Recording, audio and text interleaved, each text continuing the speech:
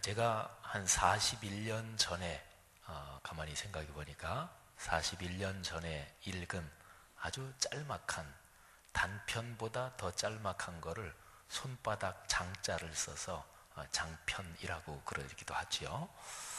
제가 중학교 2학년 때 그 학교 교지에 나온 그 짤막한 그 글입니다.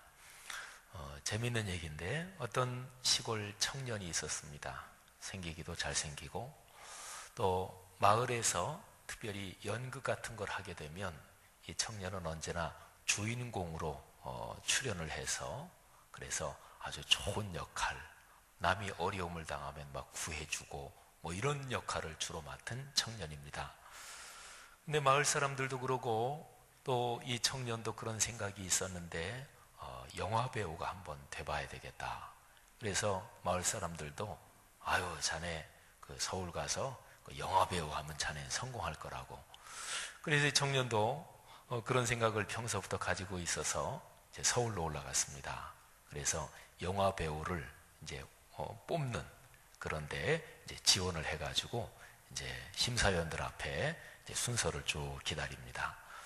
드디어 이제 이 청년 차례가 됐어요. 그래서 이제 문을 열고 거기 심사위원들이 있는 방에 들어갔습니다. 심사위원들이 쭉 앉아 있는데, 청년이 딱 들어가서 이제 인사를 하니까 심사위원 중에 한 사람이 그 청년한테 연기를 해보라고 이렇게 주문을 했습니다. 그 아주 못된 깡패 한번 역할을 한번 잠깐 해보라고. 근데 이 청년이 그 얘기를 듣는 순간 확 너무나 기분이 나빠졌습니다. 아니, 이 사람들이 나를 뭘로 보고, 내가 시골에서 올라왔다고 나를 깔보는 거지. 내가 이래봬도 동네에서 늘 좋은 역할만 했는데 깡패 역할을 하라고 속에서 이게 막 치밀어 올라왔습니다. 그래서 신경질이 확 나는데, 거기서 어떻게 뭐 화를 내기도 뭐 하고 해서 막 얼굴이 불그락 푸르락 하는 거예요. 시골 사람이라고 깔보는 거지. 그래서 막 열이 막 뻗치고, 그래가지고 갑자기 이제 화가 나니까 씩씩거리잖아요. 그래가지고 심사위원들을 무섭게 째려봤어요. 무섭게 째려보다가 막 얼굴이 꽉 더 달아올라가지고 휙 뒤돌아서가지고 나가면서 문을 꽉 닫고 나갔어요. 그 청년이 나가고 나서 심사위원들이 서로 보면서 괜찮다고, 야, 연기 잘한다고.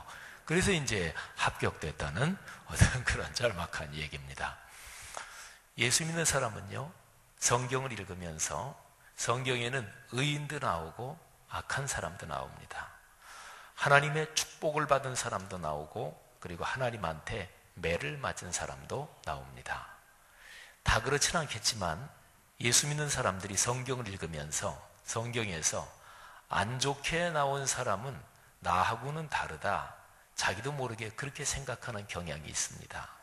그리고 성경에서 축복을 받은 사람, 성경에서 하나님의 사랑을 받은 사람, 그 사람의 자리에는 나를 쉽게 대입시키는데, 그런데 하나님의 매를 맞고 또는 이방 나라들이 심판받는다는 이런 말씀이라든지 그런 거는 자기도 모르게 이거는 나하고는 상관없고 이런 식으로 생각하기가 쉽습니다. 그런데 말씀을 읽으면서 은혜를 받는다는 것은요, 성경에 나오는 의인뿐 아니라 악인도, 또 하나님께 축복을 받은 사람만이 아니라 하나님께 매를 맞은 사람, 그 사람도 그런 자리에다가 나를 다 대입시켜 보는 거예요. 사랑하신 여러분, 오늘 여기 성경 본문에 삭개오 이야기가 나오죠. 이 삭개오의 자리에 여러분과 저를 대입시켜 보시기를 바랍니다. 이 삭개오는 궁극적으로 보면은 축복을 받은 사람이에요. 근데 축복을 받기 전까지 이 사람의 삶의 모습은 아름답지 못했습니다. 좋은 것이 아니었습니다. 사람들에게 비난과 질시를 받았습니다. 근데 어쨌든 이 삭개오의 예수님을 만나기 전의 모습, 또 예수님을 만나고 나서 축복받은 모습, 한번 전체적으로 이 삭개오의 자리에 우리를 대입시켜보고, 또 삭개오뿐 아니라 여기에 등장하는 다른 사람들, 거기에도 한번 우리 자신을 그 자리에 세워보십시다. 오늘 이 말씀을 통해서 하나님께서 여러분과 저에게 중요한 깨달음을 주시기를 바랍니다. 자, 여러분, 오늘 이 말씀에서 세 가지 단어를 우리의 머릿속에 떠올렸으면 좋겠습니다. 첫째, 분열. 이거는 자기 자신의 삶에서 내 삶의 분열을 말합니다. 두 번째는 도발. 어디를 공격한다 또는 북한의 도발, 이런 얘기를 쓸 때 그 도발이에요. 그 다음에 세 번째는 회복이라는 단어입니다. 다시 한번 말씀드리면, 첫째는 분열, 두 번째는 도발, 세 번째는 회복. 오늘 여기 성경 본문에 삭개오에 대한 표현이 나오는데, 그런데 2절 말씀에 아주 대표적으로 삭개오에 대한 중요한 표현이 짤막하지만 아주 압축적으로 담겨 있습니다. 삭개오라 이름하는 자가 있으니, 이름이 소개됐지요. 그리고 나서 삭개오에 대해서 두 가지 얘기가 여기에 기록이 되어 있습니다. 첫째, 세리장이요, 두 번째, 부자라, 이렇게 얘기를 했습니다. 여러분, 세리장, 이거는 사회적인 지위를 말합니다. 그러니까 삭개오는 여리고 지역을 총괄하는 모든 세무 행정에서 총책임자였을 것입니다. 세리장이 그 당시에 유대인들에게는 그 사람들은 구원받지 못할 사람, 이렇게 취급을 받았습니다. 그러니까 자기 동족에게 세금을 거두어 가지고 로마 당국에 낼 부분은 내고, 그리고 자기들이 주머니에 가져가는, 말하자면 동족에게서 경제적으로 동족을 착취하는 이런 자리에 있었기 때문에 당시에 죄인, 그러면 아주 대명사가 세리, 이거는 죄인의 대명사입니다. 삭개오는 원래 유대인이었을 거예요. 그런데 세리, 이 직업을 가지면서 구원에서 배제된 사람이 됐습니다. 근데 이 얘기는 조금 이따가 한번 머릿속에 다시 떠올리고요. 우선은 중요한 것은 세리장은 대단한 권력을 가진 고위직이다, 이거를 먼저 머리에 생각을 하십시다. 삭개오는 세리장이었습니다. 권력, 사회적인 지위. 그리고 두 번째, 또한 부자였습니다. 돈이 많았습니다. 그의 돈은 정당하게 벌은 것이 아니었겠지요. 하여튼 그것도 옆으로 좀 밀어 놓으십시다. 자, 이 삭개오에 대한 소개에서 이 두 가지를 한번 이렇게 뽑아 보십시다. 사회적인 신분이 높았습니다. 그리고 두 번째로 그는 부자였습니다. 일반적으로 얘기하면 그러면 성공한 사람이잖아요. 지위, 신분이 높고 또는 직급이 높고, 그리고 게다가 거기에 돈까지 많았습니다. 이러면 사회적으로는 거의 완벽하게 성공한 사람이지요. 누구나가 다 바라는 게 그런 거 아니겠어요, 그죠? 그런데 조금 전에 옆으로 치워놓은 거, 그거를 이제 같이 이 테이블 위에 올려놔야 됩니다. 지위가 높고 그리고 돈도 많다, 대표적으로 사람들이 바라는 두 가지인데, 그런데 다른 한편에 삭개오는 비난받는 사람이었습니다. 신앙적으로는 실패한 사람이었습니다. 그리고 하나님의 거룩한 구원에서 배제된 사람이었습니다. 자, 이렇게 보면 삭개오에 대한 모습에서 우리는 두 가지 서로 상반되는, 충돌하는 모습을 봅니다. 하나는 사회적인 성공, 그런데 다른 한편에서는 신앙의 실패 또는 신앙의 상실, 이것입니다. 사회적으로는 성공했는데 그런데 신앙적으로는 실패했어요. 여러분, 이거를 잘 생각해 보십시오. 오늘날에도 그런 사람이 있을까요? 사회적으로는 성공했어요. 그런데 하나님이 보시기에, 그리고 신앙적인 그런 시각으로 보면은 실패한 사람이요, 또는 사회적 성공 그거 쫓아가느라고, 또는 사회적인 성공 그거를 움켜잡으려고 신앙은 내버리고, 그리고 성경의 가르침은 잠시 뒤로 접어두고, 그런 사람이 있을까요? 예, 많겠죠. 우린 여기에서 오늘날의 인간상을 보고 오늘날의 그리스도인들의 모습을 여기에서 한번 살펴볼 수가 있을 것입니다. 말하자면 사회적으로 성공해야 되겠다, 이것 때문에 가만히 생각해 보니까 신앙이 거추장스러운 것 같아. 적어도 그 사람의 생각 속에서 사회적으로 성공하려면 신앙이라는 게 도움이 되는 게 아니라 방해가 된다, 이렇게 생각이 드는 거지요.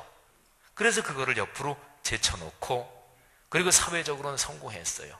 직위도 높이 올라갔습니다. 돈도 많이 벌었습니다. 그런데 신앙적으로는 실패했고, 자기 마음 속에도 자기 생각에 내가 신앙적으로는 이게 아닌데 하는 그런 사람 말이지요. 분열이지요. 그렇죠. 그 사람 마음속에 여전히 믿음을 가진 신앙인으로 잘 살고 싶은 생각이 있습니다. 하나님의 말씀을 실천하며 살고 싶은 생각이 있습니다. 또 신앙에 대한 열망도 여전히 마음에 있습니다. 그러나 실제로 신앙에서 실패하고 신앙에서 좌절한 그런 분열된 자아상을 가지고 살아가 있는 그런 그리스도인이지요. 그런데 이제 아주 중요한 문제가 있습니다. 오늘날 한국 교회, 오늘날 그리스도인의 삶에서 이 주제와 연관해서 아주 중대한 문제가 하나 더 있는데요. 고민하고 있으면 그건 소망이 있는 거예요. 내가 사회적으로 성공하기 위해서, 높은 지위에 오르고 돈 좀 더 많이 벌기 위해서, 그래서 내가 신앙을 제쳐놨다. 내가 이러면 안 되는데, 적어도 그 생각을 아직까지 가지고 있으면 그건 괜찮은 거예요. 그런데 계속 그 고민하자니까 이게 힘들잖아요. 그래서 그 고민을 해결하는 방법이 있습니다. 오늘날의 많은 그리스도인과 한국 교회가 그런 식으로 그 고민을 해결했다고도 볼 수가 있습니다. 그건 뭐냐면, 교회 안에, 신앙인들의 공동체 안에 세속주의적인 방법이 들어오도록 문을 열어놓은 거예요. 그러니까 교회도, 신앙인들의 모임에도 세속주의적인, 성경에서는 그렇게 하면 안 된다고 하는 그런 방법, 그런 가치, 철학, 그런 게 교회 공동체 안에도 이렇게 들어온 거예요. 그러면 생각해 보세요. 내가 사회에서, 직장에서 세속적으로는 내가 성공했어요. 그런데 신앙적으로 가만히 생각해보니까 고민스러워. 근데 이런 사람에게는 교회 공동체 안에 교회가 사역하고 뭐 하면서 세속주의적인 방법이 이렇게 들어오도록 허용하면 그 사람들은 마음이 편해집니다. 더 이상 고민할 필요가 없지요. 성도 여러분, 이것이 한국 교회, 오늘날 그리스도인 신앙의 아주 중대한 문제입니다. 내 고민을 계속 안고 가야 돼요. 그렇지요. 계속 고민해야 돼요. 하나님의 말씀과, 그리고 내가 현실적으로 살아가는 이 세상의 이런저런 상황, 이게 서로가 엇나간다. 엇나가면 고민해야지요. 엇나가는데도 고민 안 하면 어떻게 신앙의 축복을 받겠어요? 성도 여러분들이요, 교회는 효율성을 위해서 존재하지 않습니다. 교회가 재정 구조가 건전해야 되지만 교회의 최종 목적은 재정 구조의 건전성을 맞추려는 게 교회의 최종 목적은 아닙니다. 기독교 2000년 역사에서 예수 그리스도의 복음 전파를 위해서, 그리고 한 생명을 구원하기 위해서 교회는 사회 경제적인 판단으로 보면은 전혀 비효율적인데, 그런데 교회는 거기에 헌신하기도 했어요. 그럴 때 하나님의 축복이 임했어요. 예수님도 말씀하시잖아요. 어떤 사람이 양이 100마리가 있는데 한 마리를 잃어버렸어요. 여러분, 고대 중동 지방에서 또는 그쪽 지방에서, 오늘날도 마찬가지입니다. 이렇게 저렇게 양을 치다가 한 마리 어떻게 잃어버리는 거, 그런 거는 가끔 일어날 수도 있는 일입니다. 근데 현재 있는 99마리 양, 이거 더 잊어버리지 않게 하는 게 중요하잖아요. 근데 성경은 말합니다. 그 한 마리 양을 찾기 위해서 99마리는 우리에 놔두고 온통 그 양을 찾기까지 돌아다닌다, 그런 거지요. 사회적으로도 마찬가지입니다. 지금 현재 우리 한국계 미국인 케네스 베시가 지금 북한에 억류돼 있잖아요. 근데 미국은요, 자기네 나라 시민권, 시티즌십을 가진 사람이다. 그러면 그 한 사람 때문에 국가적으로 움직입니다. 그러니까 미국 국적을 가진 사람들이 성조기 아래에서 자부심을 느낄 수 있는 게 바로 그것입니다. 그러니까 일반적으로도 가만히 보면 효율성이 없는 것 같아요. 영화 같은 데서도 한 사람을 구하기 위해서 특공대가 파견되는데 특공대가 죽어나가면서도 한 사람을 구하는 거예요. 일반적으로도 그렇잖아요. 그런데 교회가 일반적인 세속 구조에서 이게 잘 돌아가는 그런 원리 정도도 못 쫓아가요. 사랑하신 여러분, 교회는 효율성을 위해서 존재하지 않습니다. 교회는 그리스도인이 하나님의 거룩한 말씀이 우리의 일상의 삶에서 작동하고 이루어지는 이 거룩한 목표를 위해서 존재합니다. 성도 여러분, 오늘날 여러분이나 저나 삭개오처럼 사회적으로는 꽤 성공했는데, 또는 우리 목사도 마찬가지. 목사는 사회생활을 안 하나요? 아니에요. 목사 세계가 목사가 생활하는 사회적인 상황입니다. 근데 거기에서는 성공했어요. 큰 교회 목사예요. 내가 공부도 좀 잘했어요. 또는 이런저런 다른 목사들에 비해 사회적으로 영향력도 있어요. 그런데 내가 나 자신을 돌아볼 때 내가 성경적인 기준을 따라가지 않는다. 그럼 목사도 똑같은 거지요. 사랑하신 여러분, 분열된 자아의 모습에 대해서 계속 고민하시기를 권면합니다. 그리고 분열된 자아의 모습을 주님 앞에 가지고 가서 주님의 거룩한 손길로 치유받고 주님께서 그 고민을 해결해 주실 수 있는 그런 은혜를 얻기를 주님의 이름으로 축복합니다. 자, 두 번째는 도발입니다.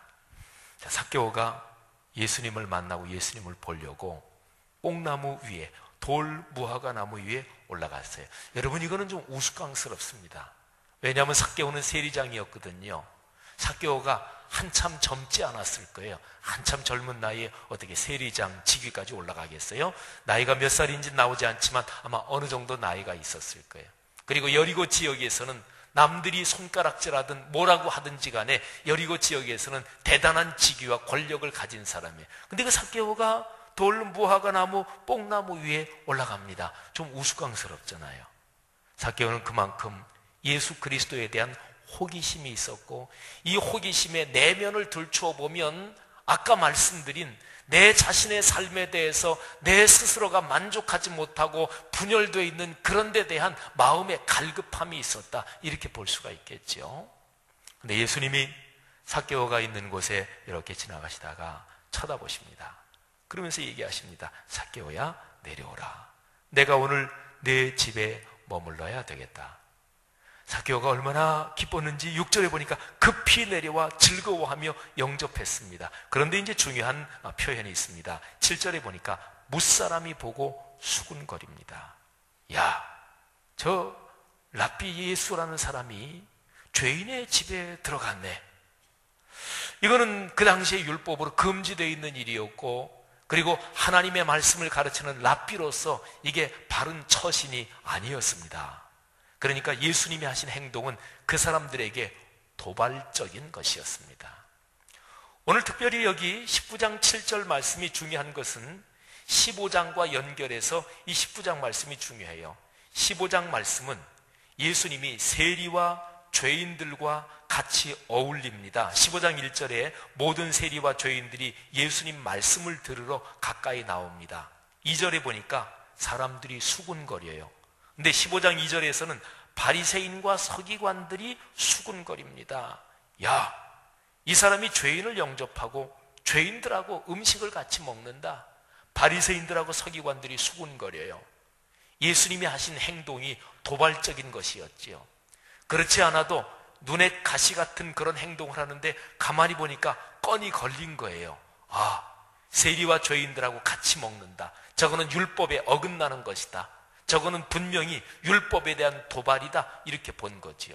그래서 예수님이 그때 해주신 말씀이 양 100마리가 있는데 한 마리를 잃어버렸다, 어떻게 하겠느냐, 바로 그 얘기를 해주셔요. 그러면서 예수님이 15장 거기에서 아주 중요한 말씀을 결론적으로 합니다. 15장 7절입니다. 잘 들어보세요. 내가 너희에게 이르노니 이와 같이 죄인 한 사람이 회개하면 하늘에서는 회개할 것 없는 의인 99으로 말미암아 기뻐하는 것보다 더하리라. 아멘. 예수님이 세상에 오신 목적이 여기에 기록이 되어 있어요. 15장에서는 바리새인들과 서기관들이 도발당했다, 이렇게 느끼는 거예요. 근데 오늘 여기 19장 말씀에서는 무사람들이, 그러니까 사람들 전체에 대해서 예수님이 도발을 하시는 거예요. 예수님은 사역하시면서 사람들이 생각하기에 하나님에 대한 도발이다, 율법에 대한 도발이다, 우리 전통에 대한 도발이다, 우리는 여태까지 그러지 않았는데 이거는 도발이야, 이렇게 생각되는 행동을 예수님은 많이 하셨습니다. 그렇다고 그래서요, 예수님이 도발하기를 근본적으로 좋아하는 분이냐? 그건 아니에요. 예수님은 명확한 목표가 있었어요. 바로 잃어버린 양을 찾는 것, 사람들에게 구원을 주는 것, 이게 예수님의 명백한 목표였습니다. 바리새인들과 서기관들의 문제점은 하나님께서 이스라엘 민족 신앙 공동체에 맡겨주신 하나님의 근본적인 소명, 여기에 대해서 초점이 분명하지 않았다, 이게 문제였습니다. 근데 예수님은 그 초점이 분명했어요. 사람 구원하는 거다. 예수님은 그 초점이 아주 분명했습니다. 그렇기 때문에 여기에서 사람들이 보기에 예수님의 행동이 도발적으로 보이는 거예요. 오늘 말씀도 많은 사람들이 예수님의 행동을 야, 저 도발적이다, 야, 저래서 어떡하나, 이렇게 봤다는 거예요. 근데 오늘 여기 본문에서도 예수님께서 결론적으로 이렇게 말씀하십니다. 10절 말씀이에요. 인자가 온 것은 잃어버린 자를 찾아 구원하려 함이니라. 아멘. 사랑하신 여러분, 예수 그리스도의 복음을 전하고 사람들이 하나님의 자녀가 되고 잃어버린 자를 찾아 구원하는 이 일에서 충돌하면 거기에서 사람들은 도발적이다 이렇게 느끼지요. 그런데 그 일이 도발로 느껴지면 자기에게 불행이에요. 구체적으로 생각해 보십시다. 우리 교회에서 우리가 신앙생활 하면서 다른 사람들을 구원하는 일, 그게 나한테, 내 마음에 이게 꺼려지고 내게 저건 도발이야 이렇게 생각되는 경우가 있습니까? 잘 생각해 보십시오. 복음을 전해야 됩니다. 복음을 전하는데 효율성보다 당위성이 더 위에 있어야 돼요. 이건 비효율적이야, 그거보다 전해야 된다, 한 영혼을 구원해야 된다, 이게 당위성이죠. 마땅히 그래야 되는 거지요. 효율성보다 당위성이 더 위에 있어야 돼요. 그럴 때 기적이 일어나요. 효율성만 계속 쫓아가면 하나님이 그래, 효율성이 그렇게 중요하냐, 그러면 너희 인간들 상황 안에서 해봐라. 한국 땅에 예수 그리스도의 복음이 들어올 때 그때 당시 한국 땅에 복음을 전할 여건이 됐습니까? 효율성이 있었습니까?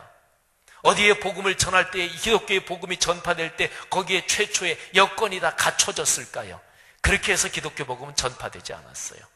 어느 나라나, 우리나라도 마찬가지고 예루살렘에서 시작한 복음이 온 세계에 전파되면서 최초로 어느 지역에 들어간 사람은 전부 다 목숨을 걸고 들어간 거예요. 목숨을 건다는 것, 이건 비효율적이잖아요.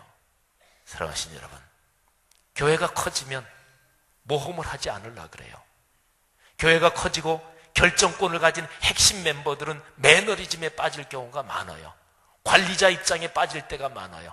관리자는 모험을 하려고 그러지 않습니다. 아무것도 없는 사람이 모험하는 거예요.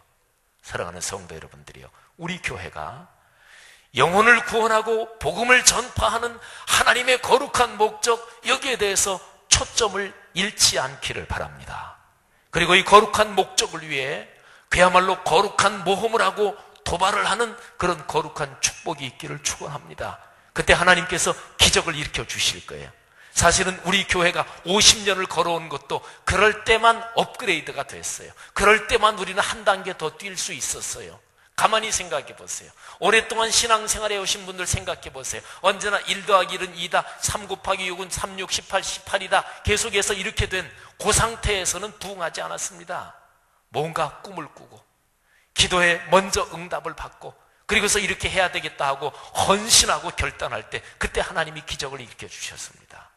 이 귀중한 원리가 우리 교회 공동체의 사역에, 그리고 여러분의 가정과 걸어가는 인생 사역에도 적용되기를 주님의 이름으로 축복합니다. 마지막 세 번째, 회복이라는 주제입니다. 삭개오가 예수님이 집에 들어오셔서 너무나 감동했어요. 그래서 이렇게 얘기합니다. 주님, 제 모든 재산의 절반을 가난한 사람들에게 제가 나눠 주겠습니다. 그리고 제가 다른 사람의 거를 속여 빼앗은 것 제가 4배로 다 갚겠습니다. 오늘 여기 말씀에서 한글 성경 번역에서 우리가 조금 오해할 수도 있는 그런 구절이 바로 8절 말씀인데, 만일 누구의 것을 속여 빼앗은 일이 있으면 4갑절이나 갚겠나이다. 이 얘기는 주님, 저는 떳떳하게 돈 벌었습니다. 만에 하나라도 누구의 거를 속여서, 이거는 쉬운 우리말로 아주 그냥 생생한 말로 하면 등쳐먹는다. 거의 그렇게 번역하면 아주 정확한 말인데, 제가 만에 하나라도 누구의 거를 등쳐먹은 일이 있으면 4배로 갚겠습니다. 그런 뜻이 아니에요.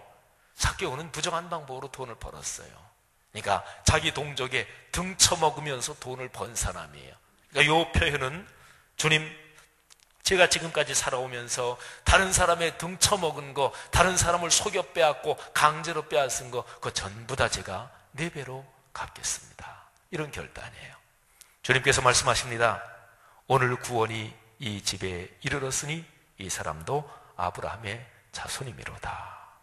사랑하신 여러분, 신앙은 말만이 아닙니다. 생각만이 아닙니다. 지식만이 아닙니다. 생각, 말, 지식 요거만 있고 행동이 따르지 않으면, 이거는 잘못하면, 이게 반복되면 아주 이상하고 괴이한 신앙의 형태가 형성이 됩니다. 예수님은 그걸 이렇게 말씀하셨어요. 누구든지 내 말을 듣고 실천하지 않으면 모래 위에 집을 짓는 사람과 같다, 이렇게 말씀하셨습니다. 삭개오는 자기 집에 들어오신 예수 그리스도 감격해서 그의 삶을 바꾸기로 결심합니다. 그리고 많은 사람들 앞에서 그거를 공적으로 선언합니다. 여러분, 이게 신앙 고백이에요. 이게 신앙 고백이, 내 삶을 바꾸겠다고 얘기하잖아요. 예수님이 회복을 선언하십니다. 배제됐던 사람이 아브라함의 자손이 됐습니다. 외부자가 내부자가 됐습니다. 밖에 있던 사람이 우리라는 울타리로 들어오게 됐습니다. 이방인이 선민과 성민이 됐습니다. 사랑하신 여러분, 아름다운 공동체는 무엇일까요? 그거는 외부자가 빨리 내부자가 될 수 있는 공동체가 아름다운 공동체예요. 여러분이 있는 집단이 어떤 집단입니까? 직장, 사업 또는 교회 안에, 우리 교회는 여러 가지 부서가 있고 그런데 어떤 거든지 간에 내가 걸어가는 인생길에서 내가 소속해 있는 그 집단이 이렇게 있는데 외부 사람이 그 집단의 멤버가 되는 게 힘들다. 그러면 그 집단은 내부적으로 클럽화되어 있는 집단이에요. 내부적으로 가지고 있는 특권을 뺏기기 싫어서, 그러면 그거는 더더욱이 마찬가지지요. 이 문이 열려야 되는 거예요. 그게 기독교 신앙이에요. 사랑하신 여러분, 이 삭개오에 대해서 그런 생각을 한번 해봅니다. 삭개오가 말이죠, 예수님은 그렇게 선언하셨는데 여리고에 있는 유대인들이, 여리고에 있는 이스라엘 사람들이 삭개오를 자기들이 그 내부로 받아들였을까요? 한번 생각을 해보세요. 삭개오가 여전히 왕따 당하진 않았을까요? 예수님은 그렇게 선언하셨는데 그 여리고에 있는 다른 사람들이 에이, 삭개오 여전히 안 돼, 그렇게 배제시키진 않았을까요? 삭개오는 거기에서 상처받지 않았을까요? 삭개오는 자기는 결단했는데 어떤 면에서 이런 상상도 해봅니다. 여리고에서 못 살겠다. 내가 진짜로 회개하고 이제는 진짜로 주님 믿는 사람답게 살려고 하는데 사람들이 나를 받아주지 않아. 그래서 재산 팔고 다 정리하고 어디 다른 지방으로 이사가지 않았을까요? 그랬을 가능성이 있었을 수도 있습니다. 사랑하신 여러분, 우리 공동체는 어떻습니까? 다른 사람이 들어오기 편해요? 다른 사람이 들어와서 우리 교회에서 같이 하나님을 믿는 사람으로 신앙생활하기 편해요? 그래야 됩니다. 그럴 수 있기를 바랍니다. 여러분이 있는 기관, 부서, 어떤 모임이든지 외부 사람을 넉넉하게 받아들일 수 있기를 주님의 이름으로 축원합니다. 한국교회 가장 커다란 문제, 중직자, 이른바 중직자가 되는 그 구조에서 일어나는 수도 없이 많은 갈등과 문제, 이게 한국교회 문제예요. 일반 사회도 똑같아요. 많은 결정권을 가진 어떤 자리를 향해서 끊임없이 올라가려고 그러잖아요. 일반적으로 한 국가에서 최고는 대통령, 수상, 총리 그 자리 있잖아요. 그거 선거하느라고 아주 승부를 걸고 생명까지 걸잖아요. 이게 모든 사회의 구조잖아요. 교회도 마찬가지지요. 그래서 예수님께서 그 문제를 정확하게 지적하신 거예요. 너희 중에 윗사람이 되려고 하느냐, 최고가 되려고 하느냐, 그럼 제일 밑에 내려가서 종이 돼야 된다. 예수님이 그걸 보여주셨잖아요. 발을 씻어주셨잖아요. 인간 사회의 모든 문제를 해결하는 그런적인 원리를 보여주신 거예요. 그러니까 교회에서는 회장은 제일 겸손하게 섬기는 사람이 돼요. 장로님 그리고 목회자들은 제일 겸손하게 섬기는 사람이에요. 특권이 있다고요? 아닙니다. 특권이 있다면 먼저 죽을 특권이에요. 특권이 있다면 먼저 희생할 특권이에요. 특권이 있다면 빗자루 먼저 잡을 특권이에요. 그게 교회잖아요. 한국교회 문제 우리는 다 알아요. 우리는 다 알아요. 모르지 않습니다. 목사 장로님들 다 알아요. 성도들도 다 알아요. 한국교회 문제가. 어느 교회든지 우리 교회 문제, 그거는 성도들도 다 알아요. 그런데 다 아는 문제를 해결할 동력이 이미 없어졌어요. 알아요. 근데 동력이 이미 없어졌어요. 누구도 먼저 내가 희생하더라도, 내가 욕먹더라도 이걸 고쳐야 된다, 그렇게 얘기하지 않아요. 사랑하신 여러분, 회복돼야 돼요. 그래야 살아요. 그래야 축복받아요. 한국 교회는 사실은 지금은 아주 폭풍전야 같은 그런 위기 상황 속에 있습니다. 제가 조만간에 얼마 전에 전 국민을 대상으로 종교의식 조사한 거 구체적인 분석에 대해서 제가 한번 말씀드릴 거예요. 한국 교회는 급속한 속도로 줄어들 가능성이 많습니다. 지금 현상이 그래요. 여러분, 이런데도 자리 가지고 얘기하고, 이런데도 비본질적인 거 가지고 신경 쓴다고요? 아닙니다. 다시 한번 회복돼야 돼요. 사랑하신 여러분, 오늘 이 본문을 우리 자신에 대입시켜서 다시 한번 깊게 묵상해 보십시다. 우리는 삭개오입니까? 사회적인 성공과 신앙의 상실 사이에서 고민하는 삭개오입니까? 아니, 어쩌면 우리는 삭개오입니까? 그 둘 사이에서 고민을, 세속주의적인 방식을 적절하게 받아들여서 더 이상 고민하지 않는 비성경적인 방법으로 마땅히 고민해야 될 주제를 그냥 옆으로 치워버린 그런 삭개오는 혹시 아닙니까? 우리는 삭개오입니까? 회개하고 돌이켜야 할, 그리고 다시 한번 예수 그리스도의 사랑과 주님의 품이 필요한 삭개오가 우리는 아닙니까? 여러분, 오늘 본문 말씀에서 아주 중요한 게 있어요. 그거는 예수님이 여리고로 들어가 지나가시더라, 이 1절 표현입니다.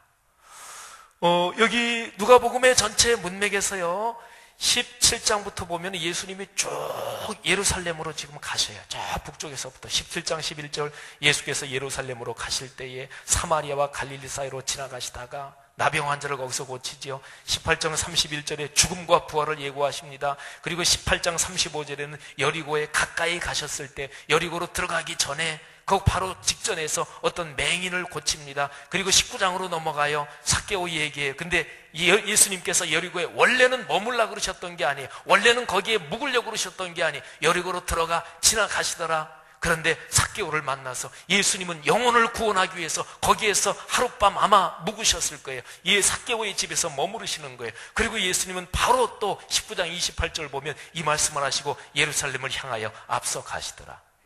예수님은 요즘 급하셔요. 할 일이 많으시거든요. 예수님은 지나가십니다. 여러분, 지나가신 예수님을 불러 세울 자신 있어요? 예수님이 한국 땅도 지나가시는 거 아니에요? 우리 얼마 전에 북한의 말도 안 되는 도발, 그런데 그건 어떤 면에서 현실적인 도발입니다. 현실적으로 쉽지 않아요. 일본이 지금 천황폐하 만세 이거 외치면서 지금 급속하게 우경하고 있잖아요. 중국이 조만간 눈에 보이는 가시적인 시점 안에서 중국이 뭐 약해진다, 그런 조짐 전혀 보이지 않죠. 미국하고 맞짱 뜨는 나라잖아요. 미국이 우리 한국 이익을 생각해 준다고요? 한국 늘 이렇게 잘해 준다고요? 아니라는 거 다 알잖아요. 여러분, 예수님께서 역사의 시간을 지나가시는데 한국 땅에 예수님을 머물게 해야 돼요. 예수님이 여기 머물지 않으시면 그러면 가망성이 없어요. 어디 가시려고요? 진짜로 전쟁 나면 어디 가시려고요? 돈 많은 분들, 미리 어디 나가실 분들 얼마나 되십니까? 예수님께서 지나가십니다. 근데 그분이 여기 머무르셔야 돼요. 길은 하나예요. 영혼을 구원해야 돼요. 그리고 그 일을 위해서 모든 다른 거를 내려놔야 돼요. 사랑하신 여러분, 이 삭개오 얘기가 여러분과 저의 얘기가 되기를 바랍니다. 한국 교회, 하나님의 공동체의 우리 얘기가 되기를 주의 이름으로 축복합니다.